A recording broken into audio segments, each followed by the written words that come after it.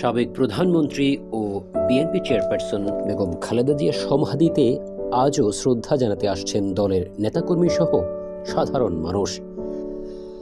এর মধ্যেই ঘন কুয়াশা আর তীব্র শীত উপেক্ষা করে আজ ভোর থেকেই বেগম খালেদা জিয়ার সমাধিতে শ্রদ্ধা জানাতে আসেন অনেক নেতাকর্মী এবং সাধারণ মানুষ। শুধু ঢাকা বা এর আশপাশ নয়, সারা দেশের বিভিন্ন প্রান্ত থেকে শ্রদ্ধা ও দোয়ায় অংশ নিতে মানুষের উপস্থিতিতে এই চতুর্থ দিনেও একটু ভাটা পড়েনি।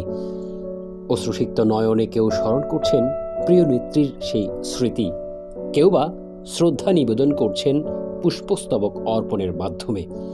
শ্রদ্ধা নিবেদন করতে অনেকেই আসছেন পরিবার পরিজন নিয়ে, আবার অনেকেই নতুন প্রজন্মকে জানাতে এসেছেন তাদের একজন আপোষহীন নেত্রী খালেদা জিয়া ছিলেন।